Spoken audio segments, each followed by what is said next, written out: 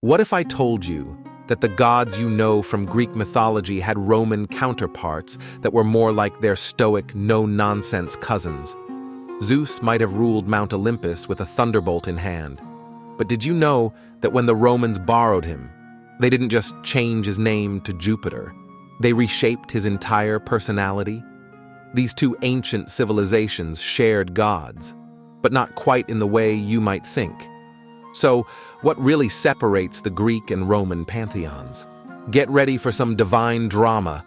Let's break it down. Let's rewind the clock.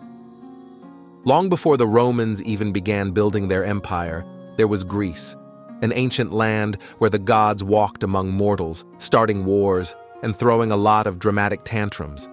This mythology was people's religion, their way of explaining the universe. But then, enter Rome. As the Roman Republic grew into an unstoppable empire, they encountered Greek culture and thought of adopting their deities, but with some unique twists. They absorbed their gods, myths, and heroes, but, being Romans, they gave them a little makeover. Greek mythology was rooted in wild stories of passion, betrayal, and chaos, while Roman mythology was all about order or civic duty. That's how the Roman gods were born. Take Zeus, for example. The Greeks knew him as the wild, unpredictable god of the sky, throwing lightning bolts and starting family feuds. But when the Romans renamed him Jupiter, they didn't just change his name, they transformed him into the ultimate symbol of Roman authority. Jupiter wasn't just the god of the skies anymore. He became the protector of Rome, the embodiment of law and order. And then there's Poseidon, god of the sea, who in the Greek pantheon was known for his unpredictable rages, sinking ships and stirring up storms. But in Rome, he became Neptune, still powerful, but more disciplined.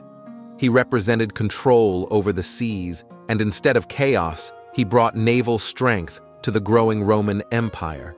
And how about Ares, the god of war?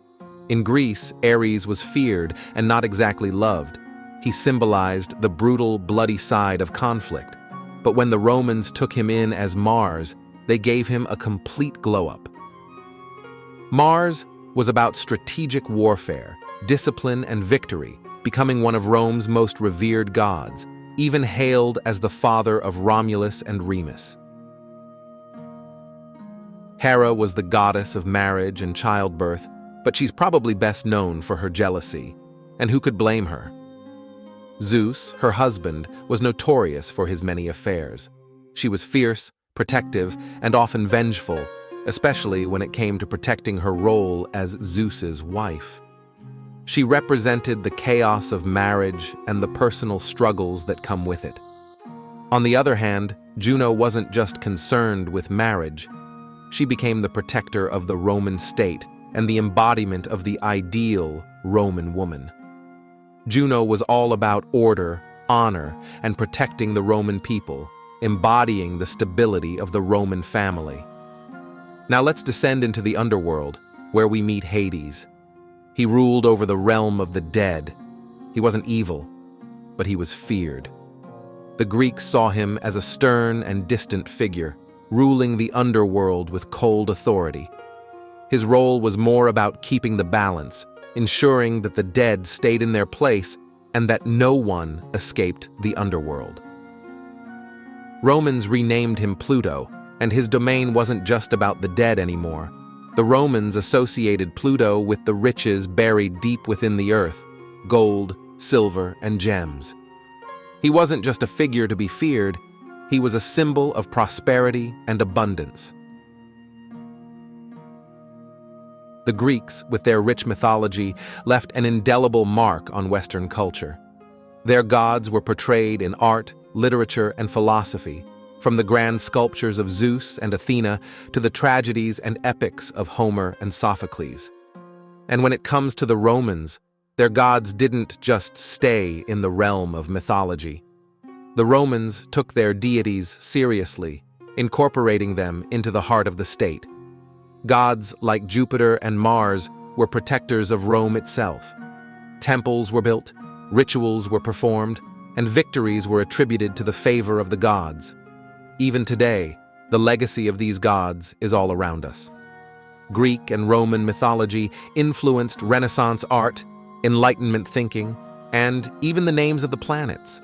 So while the temples may have crumbled and the myths have evolved, the legacy of these gods is still very much alive. So there you have it, two of the most powerful pantheons in history, shaping not just their ancient civilizations, but our world today. From the wild, emotional gods of ancient Greece to the disciplined, state-protecting gods of Rome, these deities didn't just fade away with time. They became part of our stories, our art, our language. Thanks for watching.